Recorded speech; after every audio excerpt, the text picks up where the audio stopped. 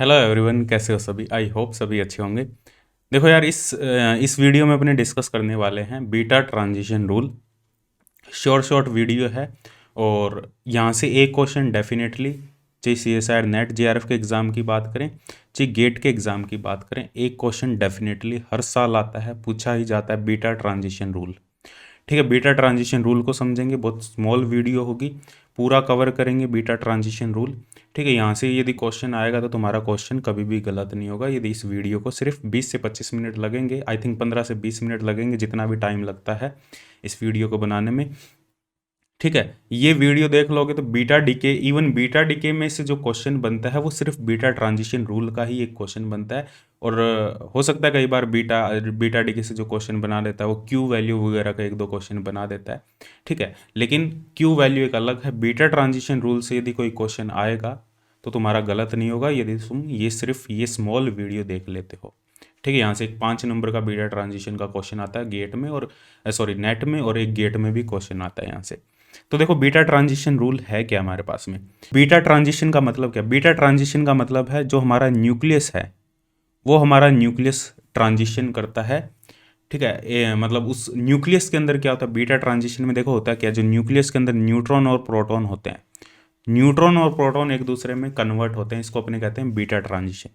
अब जब neutron proton में कन्वर्ट होता है तो हमें एक इलेक्ट्रॉन मिलता है जिसको बीटा नेगेटिव डीके कहते हैं। हमारे पास में एक न्यूक्लियाई है एक्स जेड, इसमें प्रोटॉन नंबर है, टोटल एटॉमिक मास नंबर इसका ए है। अब इसमें से जब इस न्यूक्लियस के अंदर जब हमारा एक न्यूट्रॉन है वो प्रोटॉन में कन्वर्ट होता है तो ये वाई में कन्वर्ट हो जाता है, एक दूसरे टाइप का न्यूक्लियस बन जाता है जिसमें प्रोटॉन की संख्या एक बढ़ जाती है और न्यूट्रॉन की संख्या एक कम हो जाती है। और एक हमें इलेक्ट्रॉन मिलता है और हमें एक क्या मिलता है, एक हमें और दूसरा पार्टिकल मिलता है जिसको एंटी न्यूट्रिनो कहते हैं। ठीक है, इसके बारे में नहीं डिस्कस करें भाई एंटी न्यूट्रिनो कैसे डिस्कवर हुआ, यहाँ पे अपने सिर्फ बीटा ट्रांजिशन रूल को डिस्कस करेंगे। तो यहाँ पे न्यूक्लियस के अंदर ही एक ट्रांजिशन होता है, न्यूट्रॉन का कन्वर्जन होता है प्रोटॉन में, जिसकी वजह से हमें एक दो एक्स्ट्रा पार्टिकल मिलते हैं, एक इलेक्ट्रॉन मिलता है, एक न्यूट्रिनो मिलता है।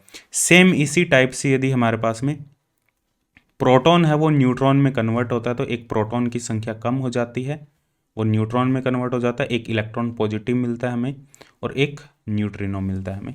एक थर्ड टाइप का डीके भी होता है हमारे पास में, दैट इज वो होता है हमारे पास में इलेक्ट्रॉन कैप्चर। एक प्रोटॉन इलेक्ट्रॉन को कैप्चर करके एक न्यूट्रॉन में कन्वर्ट करता है। ठीक है, वो ट्रांजिशन और बीटा जो पॉजिटिव ट्रांजिशन वो एक ही है, वो इतना ज़्यादा इंपॉर्टेंट नहीं है हमारे पास में। ये बीटा नेगेटिव डीके है और ये बीटा पॉजिटिव डीके है। और जो, चलो इलेक्ट्रॉन कैप्चर को भी लिख देता हूँ मैं, यहाँ पे एक इलेक्ट्रॉन को एब्जॉर्ब करके, एक प्रोटॉन है वो एक इलेक्ट्रॉन को एब्जॉर्ब करके, यहाँ लिख देता हूँ, प्रोटॉन एक इलेक्ट्रॉन को एब्जॉर्ब करके एक न्यूट्रॉन में कन्वर्ट हो जाता है, प्लस एक न्यूट्रिनो पार्टिकल हमें मिलता है।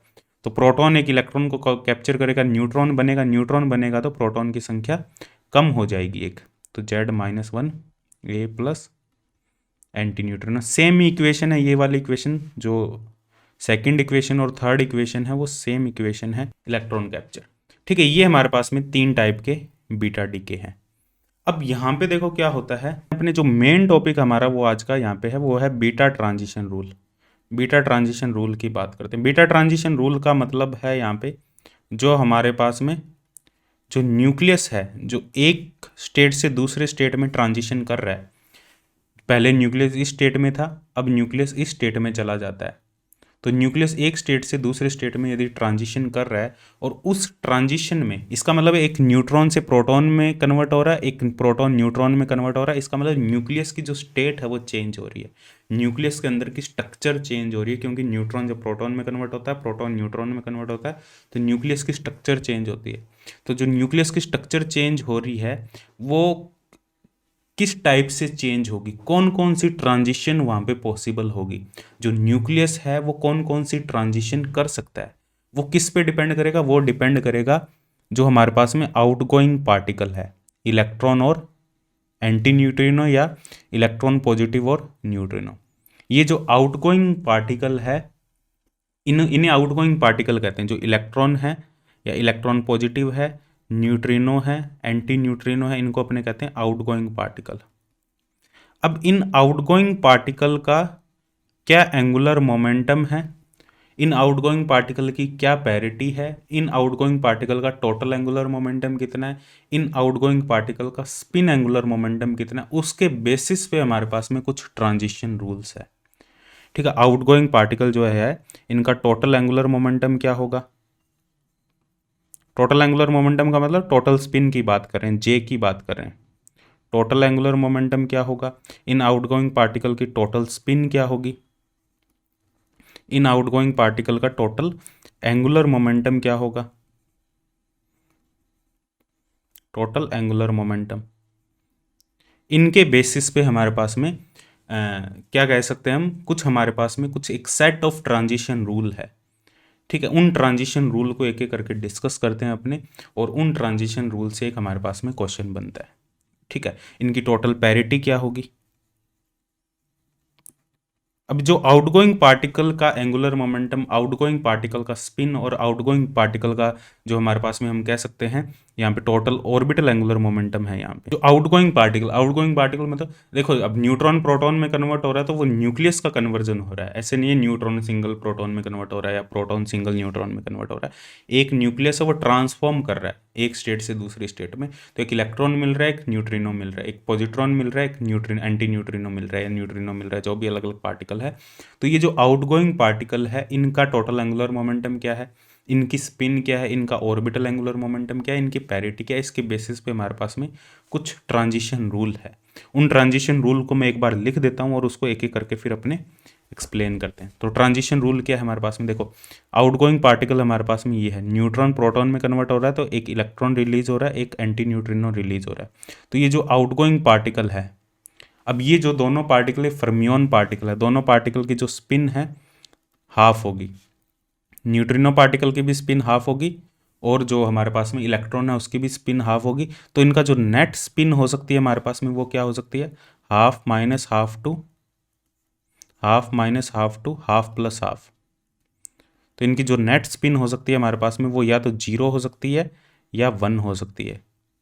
यदि इनकी जो स्पिन है, नेट स्पिन है, यदि इनकी स्पिन जीरो होगी तो हमारे पास में जो ट्रांजिशन होंगे उनको अपने कहेंगे फर्मी ट्रांजिशन, उनको अपने कहेंगे फर्मी ट्रांजिशन। और यदि इनकी जो स्पिन है यदि वो वन होगी तो उसको अपने कहेंगे गामो टेलर ट्रांजिशन। तो दो टाइप के हमारे पास में यहाँ पे ट्रांजिशन हो सकती है। वो किस पे डिपेंड करेगा, वो जो दोनों इलेक्ट्रॉन और न्यूट्रिनो है या एंटी न्यूट्रिनो है वो दोनों पैरेलल बाहर निकल रहे हैं या एंटी पैरेलल बाहर निकल रहे हैं। पैरेलल का मतलब उनकी स्पिन वन होगी, स्पिन एंगुलर मोमेंटम वन होगा। एंटी पैरेलल का मतलब है उनका जो स्पिन एंगुलर मोमेंटम होगा जीरो होगा। उसके बेसिस पे हमारे पास में दो टाइप के ट्रांजिशन रूल है, एक फर्मी ट्रांजिशन रूल है, एक गामो टेलर ट्रांजिशन रूल है। टोटल एंगुलर मोमेंटम की बात करें, टोटल एंगुलर मोमेंटम की बात करें, टोटल एंगुलर मोमेंटम या टोटल हम स्पिन की बात करें, जे की बात करें, हमें पता है जे होता है एल प्लस एस। जो टोटल एंगुलर मोमेंटम है वो एल प्लस एस होगा और एस की वैल्यू या तो जीरो हो सकती है या एस की वैल्यू वन हो सकती है। तो जो टोटल एंगुलर मोमेंटम है वो किस पे डिपेंड करेगा, वो एल पे डिपेंड करेगा। तो यहाँ पे हमारे पास में जो वेरिएबल क्वांटिटी है वो कौन कौन सी है, एक एस है एक जे है, सॉरी एक एस है एक एल है। अब एल की अलग अलग वैल्यू हो सकती है, एल की वैल्यू 0 1 2 3 4, जो टोटल ऑर्बिटल एंगुलर मोमेंटम, जो स्पिन एंगुलर मोमेंटम उनकी दो ही पॉसिबल वैल्यू होगी, या जीरो या वन। और एल की अलग अलग पॉसिबल वैल्यू हो सकती है। यदि एल की वैल्यू हमारे पास में यहाँ पे उसके बेसिस पे हमारे पास में तीन वेरिएबल क्वांटिटी है, एक हमारे पास में एल है, एल की वैल्यू 0 1 2 3 4 ये सभी पॉसिबल वैल्यू हो सकती है। एस की वैल्यू या तो जीरो होगी या वन होगी। एस की वैल्यू यदि जीरो है तो वो फर्मी ट्रांजिशन होगा, एस की वैल्यू वन है तो वो गामो टेलर ट्रांजिशन होगा। और एल की वैल्यू यदि जीरो है तो वो होगा हमारे पास में अलाउड ट्रांजिशन, अलाउड, उसको अपने कहेंगे अलाउड ट्रांजिशन। अब ये अलाउड ट्रांजिशन, अलाउड जो ट्रांजिशन है ये नाम अलाउड ट्रांजिशन है, ये जो डिक्शनरी मीनिंग है अलाउड वो अलाउड नहीं है, इसका नाम है ये अलाउड ट्रांजिशन, इसको नाम दे दिया गया दिस इज अलाउड ट्रांजिशन। और एल इक्वल टू वन की बात करें तो ये होगा हमारे पास में first forbidden, first forbidden, first forbidden transition. अब फॉरबिडन का मतलब यहाँ पे वो नहीं है कि ये फॉरबिडन है, कि एग्जिस्ट ही नहीं करता। एग्जिस्ट ही नहीं करता तो फिर वो ट्रांजिशन ही नहीं होता। यहाँ पे अलाउड का मतलब यहाँ पे नाम उसका अलाउड है। फर्स्ट फॉरबिडन का मतलब उसको नाम दे दिया गया है, it is first forbidden transition. अब नाम ऐसा क्यों दिया गया है, उसको उसको हमें हिस्ट्री में जाना पड़ेगा, ऐसा नाम क्यों दिया गया, लेकिन एक्चुअल मीनिंग यहाँ पे नेम से है इनका। L इक्वल टू 2 होगा हमारे पास में सेकेंड फॉरबिडन ट्रांजिशन। ठीक है, L इक्वल टू 3 होगा हमारे पास में थर्ड फॉरबिडन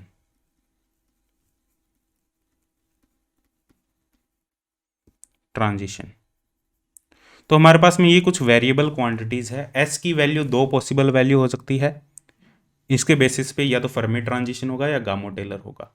और L की वैल्यू 0 1 2 3 4 हो सकती है। तो 0 होगा तो अलाउड होगा, 1 होगा तो फर्स्ट फॉरबिडन, 2 होगा तो सेकंड फॉरबिडन, 3 होगा तो थर्ड फॉरबिडन। अब इसके बेसिस पे हमारे पास में अब L की वैल्यू और L की वैल्यू और S की वैल्यू को यदि कंबाइन करेंगे तो हमारे पास में टोटल एंगुलर मोमेंटम J बनता है। तो ये जो आउटगोइंग पार्टिकल है इनका जो टोटल एंगुलर मोमेंटम वो J होगा। अब जो J आउटगोइंग पार्टिकल का टोटल एंगुलर मोमेंटम होगा, तो हमारे पास में जो डॉटर और पेरेंट पार्टिकल है, ये जो डॉटर और पेरेंट पार्टिकल है, इनका एंगुलर मोमेंटम भी कुछ इस तरीके से होना चाहिए कि इस इक्वेशन का नेट एंगुलर मोमेंटम कंजर्व रहे। देखो इलेक्ट्रॉन जो आउटगोइंग पार्टिकल है हमारे पास में, इन आउटगोइंग पार्टिकल का एक हमारे पास में एंगुलर मोमेंटम है, एक एंगुलर मोमेंटम। और वो एंगुलर मोमेंटम क्या है, वो एंगुलर मोमेंटम है हमारे पास में J equal to L plus S. अब S की वैल्यू 0 और 1 हो सकती है और L की वैल्यू 0 1 2 3 4 हो सकती है। अब ये जो J है इसकी वैल्यू हमारे पास में फिक्स है, वो अलग अलग पार्टिकल की स्टेट में है। जो आउटगोइंग पार्टिकल है वो कैसे निकल रहे हैं, पैरेलल निकल रहे हैं, एंटी पैरेलल निकल रहे हैं, किस टाइप की ट्रांजिशन में, वो उस पर डिपेंड करेगा। इस J को देखते हुए हमें जो हमारे पास में न्यूट्रॉन और प्रोटॉन है, जो डॉटर पार्टिकल है, ये दोनों डॉटर पार्टिकल है, एक x है एक y है।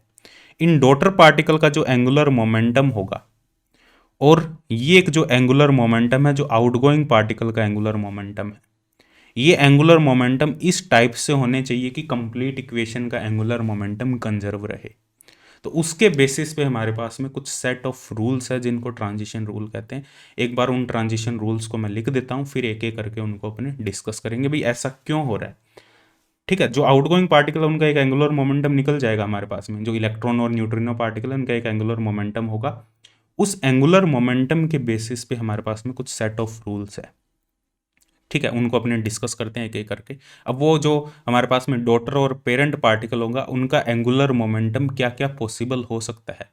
यदि S की वैल्यू 0 हो, L की वैल्यू 0 हो, तो हमारे पास में जो J होगा, जो आउटगोइंग पार्टिकल का जो टोटल एंगुलर मोमेंटम होगा वो J होगा, वो 0 होगा।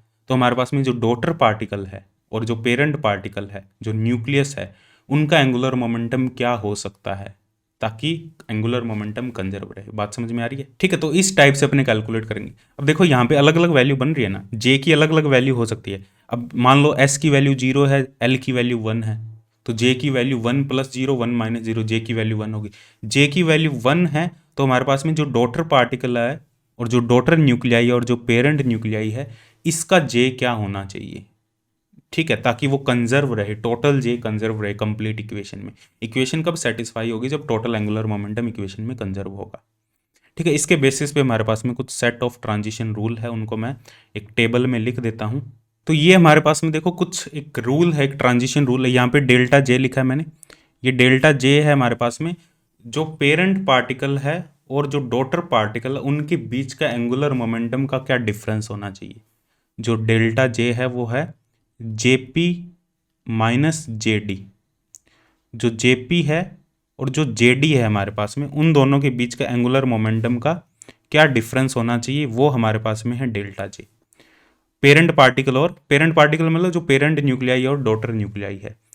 S यहाँ पे क्या है, S equal to 0 Fermi transition को रिप्रेजेंट करता है, S इक्वल टू 1 गामो टेलर ट्रांजिशन को रिप्रेजेंट करता है, और यहाँ पे -1 to the power L parity को रिप्रेजेंट करती है। और बीटा ट्रांजिशन में पैरिटी कंजर्व भी रह सकती है, पैरिटी कंजर्व नहीं भी रह सकती, नो भी हो सकता है, यस भी हो सकता है, पैरिटी कंजर्व भी हो सकती है, पैरिटी कंजर्व नहीं भी हो सकती, काम चल जाएगा दोनों में। अब यहाँ पे देखो, जैसे इस इक्वेशन की बात करते हैं, एक्स जेड ए, एक हमारे पास में जो न्यूट्रॉन है वो प्रोटॉन में कन्वर्ट कर रहा है, वाई, इसको वाई कंसिडर कर लेते हैं, वाई जेड प्लस 1 ए प्लस एक इलेक्ट्रॉन रिलीज हो रहा है, एक एंटी न्यूट्रिनो रिलीज हो रहा है। लेट्स से ये हमारे पास में जो हमारे पास में ये है, ये आउटगोइंग पार्टिकल है।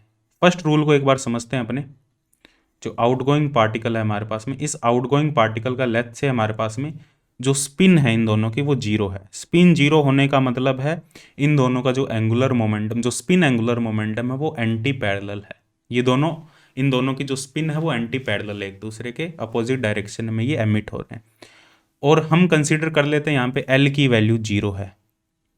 लेट्स से इनका orbital net angular momentum, orbital angular momentum भी इनका जीरो है, ये हमने कंसीडर कर लिया, ठीक है।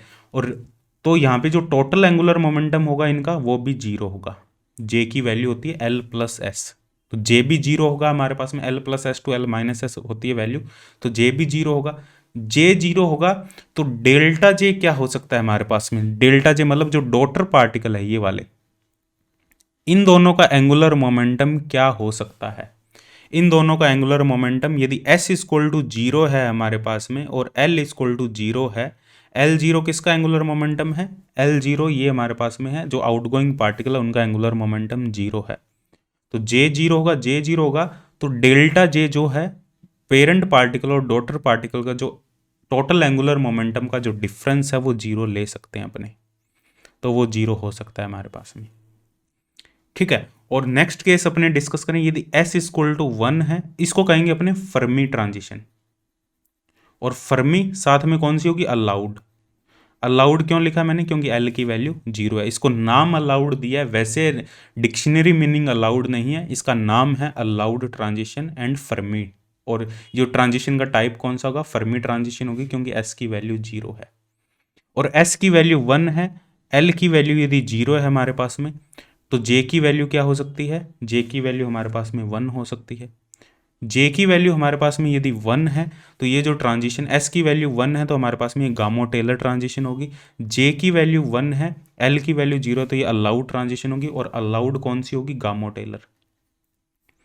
और यहाँ पे हमारे पास में, यहाँ पे डेल्टा जे कितना हो सकता था, 0 हो सकता है। यहाँ डेल्टा जे कितना हो सकता है, 0 एंड प्लस माइनस 1 हो सकता है। इस केस में यहाँ पे देख सकते हो 0 एंड प्लस माइनस 1, बट 0 से 0 ट्रांजिशन अलाउड नहीं होगी। अब ये डेल्टा जे किसका है, डेल्टा जे डॉटर पार्टिकल और पेरेंट पार्टिकल का जो डिफरेंस है वो 0 प्लस माइनस 1 हो सकता है, यदि ये हमारे पास में केस है। देखो यहाँ पे बात करते हैं अपने एंगुलर मोमेंटम कंजर्वेशन की। Angular momentum conservation, angular momentum conservation की बात करें, यदि हमने जो आउटगोइंग पार्टिकल है उनका एंगुलर मोमेंटम हमने 1 कंसीडर कर लिया, तो हमारे पास में जो पेरेंट पार्टिकल है उसका angular momentum let's say JP है, इसका एंगुलर मोमेंटम जेडी है और इसका हमने 1 कंसीडर कर लिया, तो टोटल एंगुलर मोमेंटम कंजर्व कब रहेगा हमारे पास में। अब ये कह रहा है जब डेल्टा जे, इसका मतलब जेपी माइनस जेडी की वैल्यू यदि हमारे पास में 0 प्लस माइनस 1 है तो टोटल एंगुलर मोमेंटम कंजर्व रहेगा हमारा। लेकिन यहाँ इस इक्वेशन को देख के तो तुम्हें लग रहा होगा कि जेपी माइनस जेडी की वैल्यू है वो प्लस माइनस, यदि प्लस माइनस 1 है तो यहाँ एंगुलर मोमेंटम 2 हो जाएगा, यहाँ पे एंगुलर मोमेंटम 1 रह जाएगा, एंगुलर मोमेंटम कंजर्व नहीं होगा, ठीक है। तो ये कैसे पॉसिबल है, क्योंकि एंगुलर मोमेंटम एक वेक्टर क्वांटिटी है, इसको वेक्टोरियली ऐड करेंगे अपने, डायरेक्ट ऐड नहीं करेंगे। तो जैसे हमारे पास में एक एग्जाम्पल है, जैसे 3/2 पॉजिटिव और ये कन्वर्ट हो रहा है हाफ पॉजिटिव में, डॉटर न्यूक्लियाई में कन्वर्ट हो रहा है। 3/2 पॉजिटिव का मतलब उसकी स्पिन पैरिटी 3/2 पॉजिटिव है, और जो डॉटर न्यूक्लियाई उसकी स्पिन पैरिटी हाफ पॉजिटिव, और यहाँ पे एक इलेक्ट्रॉन निकल रहा है, एक एंटी न्यूट्रिनो निकल रहा है। लेट्स से इनका एंगुलर मोमेंटम 1 है, ठीक है। तो यहाँ पे एंगुलर मोमेंटम 3/2 है और यहाँ पे हाफ है और यहाँ पे 1 है। अब ये जो एंगुलर मोमेंटम है ऐसे नहीं है, इसको डायरेक्ट ऐड करेंगे अपने, एंगुलर मोमेंटम को ऐड करते हैं वेक्टोरियली। तो यहाँ पे J1 minus J2 to J1 plus J2, तो यहाँ पे जो एंगुलर मोमेंटम होगा हमारे पास में 1 minus half to 1 plus half होगा। तो यहाँ पे हमारे पास में 1 माइनस हाफ क्या होगा, 1 माइनस हाफ हाफ भी होगा, 3/2 दोनों पॉसिबिलिटी होगी, हाफ भी होगा 3/2 भी होगा। तो हाफ होगा और 3/2 होगा, तो 3/2 सेटिस्फाई कर रहा है इसको, 3/2 यहाँ पे आ रहा है। ठीक है, तो ये कंजर्व है। एक केस और लें, यहाँ पे दूसरा केस लें, जैसे ये वाला केस ले लेते हैं, half positive plus electron plus anti neutrino. इसका जो angular momentum let's say it is 1, तो ये क्या होगा, हाफ प्लस 1। अब यहाँ पे ऐसे देख के इस इक्वेशन को लग रहा है भाई ये तो कंजर्व नहीं है, लेकिन ये इनको वेक्टर से ऐड करेंगे। इसको अपने क्या लिख सकते हैं, इसको लिख सकते हैं 1 minus half to 1 plus half. तो 1 minus half to 1 plus half क्या होगा, हाफ और 3/2। तो यहाँ पे हाफ आ रहा है और यहाँ पे भी हाफ है, तो दोनों सेटिस्फाइड है। तो इस वजह से हमारे पास में यहाँ पे डेल्टा जे की वैल्यू 0 + -1 आ रही है। ऐसे ही हम सारे रूल कैलकुलेट करेंगे और ये एक टेबल बनेगी। तुम्हें बस क्या करना है, तुम्हें इस टेबल को याद रखना है, टेबल आराम से याद रह जाएगी। पैरिटी यहाँ पे चेंज नहीं हो रही, अलाउड ट्रांजिशन में पैरिटी चेंज नहीं होगी। पैरिटी डिपेंड करती है ऑर्बिटल एंगुलर मोमेंट में, -1 एल की वैल्यू 0 है तो पॉजिटिव आ रहा है, तो पैरिटी चेंज नहीं हो रही। यदि एल की वैल्यू ओड नंबर होता हमारे पास में, जैसे 1 हुआ 3 हुआ, तो वहाँ पे पैरिटी चेंज होगी। एल की वैल्यू यदि इवन है तो पैरिटी चेंज नहीं होगी। ये एल किसका है, आउटगोइंग पार्टिकल का। ठीक है, तो ये हमारे पास में कुछ रूल है। तो फर्मी ट्रांजिशन होगा डेल्टा जे इक्वल टू 0 और डेल्टा जे इक्वल टू 0 + -1 में गामो टेलर होगा। फर्स्ट फॉरबिडन की बात करें, ये है हमारे पास में first forbidden, L equal to 1।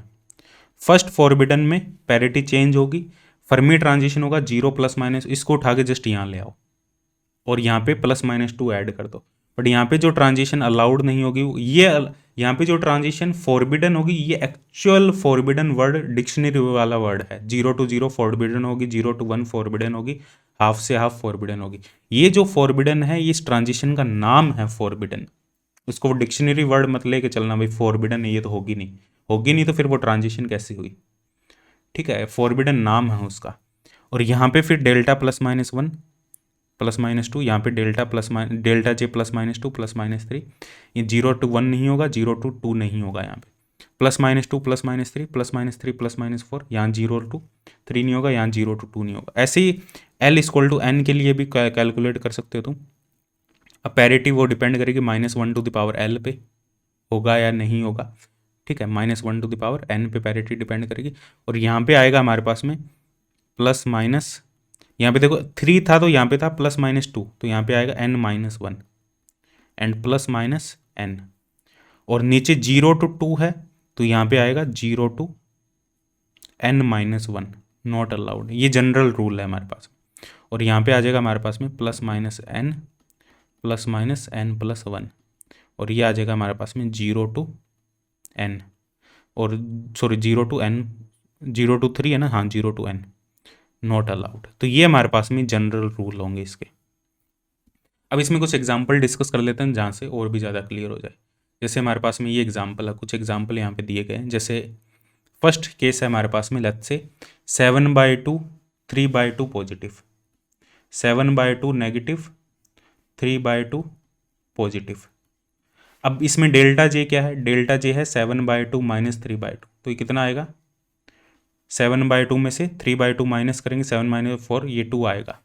Delta J की वैल्यू 2 आएगी। और डेल्टा जे 2 देखो कहाँ कहाँ हो सकता है। डेल्टा जे 2 एक तो यहाँ हो सकता है फर्स्ट फॉरबिडन में, एक हमारे पास में सेकंड फॉरबिडन में भी हो सकता है। लेकिन फिर पैरिटी देखो, पैरिटी क्या यहाँ पे पैरिटी चेंज हो रही है, हाँ जी पैरिटी चेंज हो रही है, क्योंकि नेगेटिव से पॉजिटिव जा रहा है तो पैरिटी चेंज हो रही है। पैरिटी किस में चेंज होगी, पैरिटी किस में चेंज हो रही है, फर्स्ट फॉरबिडन में चेंज हो रही है, सेकंड फॉरबिडन में पैरिटी चेंज नहीं हो रही।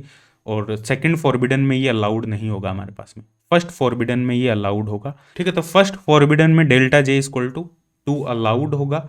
अब यहाँ पे 0 से 0 वाली नहीं होनी चाहिए ट्रांजिशन, 0 से 1 नहीं होनी चाहिए और हाफ से हाफ नहीं होनी चाहिए। वो क्या कौन सी ट्रांजिशन है, 7/2 से 3/2, तो ये भी सही है, ये भी रूल फॉलो कर रहे हैं। तो हम कह सकते हैं जो ट्रांजिशन होगी वो फर्स्ट फॉरबिडन होगी और गामो टेलर होगी, फर्मी भी नहीं होगी, ये गामो टेलर ट्रांजिशन होगी हमारे पास में। तो यहाँ पे देख सकते हो ये जो ट्रांजिशन है ये हमारे पास में गामो टेलर ट्रांजिशन है। इसमें आई थिंक मैंने पैरिटी नहीं लिखी ऊपर, क्या पैरिटी थी। चलो इसको सेकंड को डिस्कस कर लेते हैं। 2 नेगेटिव से लेके 2 पॉजिटिव। अब यहाँ पे डेल्टा जे की वैल्यू है 0 और डेल्टा जे वैल्यू 0 है और पैरिटी चेंज हो रही है। तो डेल्टा जे 0 किस में आता है, देखो 0 इसमें भी है, इसमें भी है, इनमें भी है, और पैरिटी चेंज हो रही है। पैरिटी अलाउड में चेंज नहीं हो रही, फॉरबिडन में चेंज हो रही है। फर्स्ट फॉरबिडन पैरिटी चेंज हो रही है। तो फर्स्ट फॉरबिडन में डेल्टा जे 0 किस में है, फर्मी में भी है, गामो टेलर में भी है। तो ये फर्मी भी होगा, गामो टेलर भी होगा, फर्मी प्लस गामो टेलर। ऐसे ही 7/2 negative, 7/2 positive, 7/2 negative, 7/2 positive. Delta J की वैल्यू कितनी है, 0, और पैरिटी चेंज हो रही है तो फर्मी भी होगा, गामो टेलर भी होगा। इस टाइप से अपने देख सकते हैं। इसमें देखो नेक्स्ट केस देखो हमारे पास में क्या है, 5/2 पॉजिटिव एंड हाफ नेगेटिव। ये छोड़ देना एक बार, जहाँ पे पैरिटी वाले सिंबल नहीं लगा के, तो हमें पैरिटी गिवन होगी। 5/2 पॉजिटिव एंड हाफ नेगेटिव।